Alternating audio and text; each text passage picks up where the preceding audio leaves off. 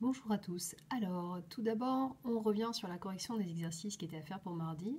Vous aviez le numéro 36. Dans l'ensemble, vous l'avez extrêmement bien réussi. Donc, on vous disait qu'on tirait des bracelets de couleur dans un sac qui était opaque. Opaque parce que du coup, comme ça, c'est vraiment une expérience aléatoire. On ne peut pas prévoir à l'avance quel sera le résultat de l'expérience. Donc, les issues. Alors, attention, les issues, c'est simplement les résultats possibles. Il ne faut pas que vous confondiez, certains d'entre vous l'ont fait, les issues et la probabilité des issues. Donc là, les issues, c'est simplement soit tirer un bracelet rouge, ou un jaune, ou un bleu, ou un vert. Il ne faut pas dans ce cas-là dire c'est 2 septièmes ou 1 septième, etc. Donc simplement les 4 cas possibles dans notre expérience, c'est là. On vous demandait si Inès avait autant de chances de tirer un bracelet vert ou bleu ou rouge, et donc la réponse était bien sûr non, puisqu'il n'y avait pas le même nombre de bracelets de chacune de ces couleurs. Irène a 2 chances sur 7 de tirer un bracelet vert, donc la probabilité de tirer un bracelet vert, c'est donc 2 septièmes. Alors attention, parce que vous ne pouvez pas m'écrire par exemple vert égale 2 septièmes, ça n'a pas de sens. Je vous rappelle, en maths, un égal, c'est entre deux nombres. Donc la probabilité d'obtenir un bracelet vert, ça c'est un nombre. Donc on peut écrire ça comme ça. Donc faites juste bien attention, ce sera notamment très important quand vous reprendrez ces notions-là en seconde.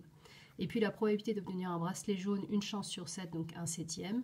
Rouge, une chance sur 7, et bleu, une chance sur 7. Là, on ne vous demandait pas de donner forcément de fraction, de pourcentage ou d'écriture décimale.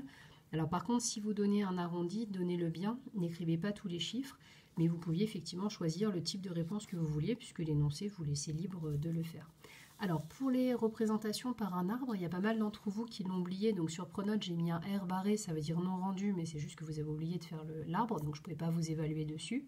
Donc il faut faire un seul arbre. À chaque fois que vous avez une expérience aléatoire, on doit avoir un seul arbre. Il y a des gens qui m'ont fait plusieurs petits arbres avec vert et jaune, jaune et rouge, etc. Non, non, vous mettez bien les 4 issues verticalement que vous avez déterminées et vous tracez vos 4 branches après. Souvent, c'est plus facile d'écrire d'abord. Vous voyez, vous faites d'abord comme ça et ensuite vous tracez vos traits. Et puis sur les branches, vous écrivez les probabilités de chacune des issues. Ensuite, pour le numéro 37, donc là, pareil, attention pour les issues. Là, il ne faut pas me dire il a 30 chances sur 240, ce serait un calcul de probabilité. Donc là, les issues, c'est Hugo, soit il achète un billet gagnant, soit il achète un billet perdant, donc il n'y a que 2 issues. On vous demandait s'il avait autant de chances d'acheter un gagnant qu'un perdant, donc la réponse c'était non, puisque il y a beaucoup plus de billets perdants que de billets gagnants. Et la probabilité du coup que le billet d'Hugo soit gagnant, il a 30 chances sur un total de 240, donc c'est 30 240e. Et si on simplifie la fraction, sous forme de fraction irréductible, ça nous donnait 1/8. Alors ensuite, vous aviez l'exercice numéro 38. Dans celui-là, on vous donnait déjà les issues, elles étaient présentes dans le tableau. Donc il y a un jeu dans lequel vous avez des lettres qui s'allument, vous aviez 8 lettres. Donc les 4 issues, c'était obtenir A, B, C ou D. Donc vous voyez que si on fait l'arbre, on obtient bien, comme je vous expliquais tout à l'heure, A, B, C ou D, nos 4 issues sur un seul arbre. Et puis ensuite les probabilités. Donc pour la lettre A, il y avait 4 chances sur 8 de l'obtenir, donc ça fait 0,5. Pour B, ça faisait 0,25, C 0,125 et D 0,125 également. Là, on vous demandait de donner l'écriture décimale de chacune des probabilités, donc du coup, il ne fallait pas s'arrêter aux fractions, il fallait bien aller jusqu'à l'écriture décimale. Et enfin, on vous demandait de vérifier que la somme des probabilités des issues était égale à 1, donc il suffisait d'additionner les 4 probabilités des issues, et le total faisait 1. On a vu une propriété dans la leçon qui expliquait que la somme des probabilités de toutes les issues d'une expérience aléatoire était toujours égale à 1. Alors pour les bleus qui ont fait le numéro 19, page 248, là on vous demandait de calculer la probabilité qu'ils tirent un bonbon de couleur rouge.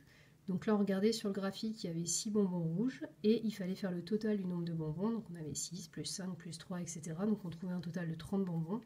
Donc la probabilité de tirer un bonbon rouge c'était 6 trentièmes, c'est-à-dire 1 cinquième.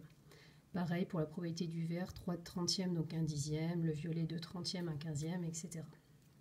Et puis enfin, pour ceux qui avaient fait le bonus, qui n'était pas forcément extrêmement simple, on vous donnait une cible et on vous demandait la probabilité que le joueur touche la zone qui rapportait 100 points.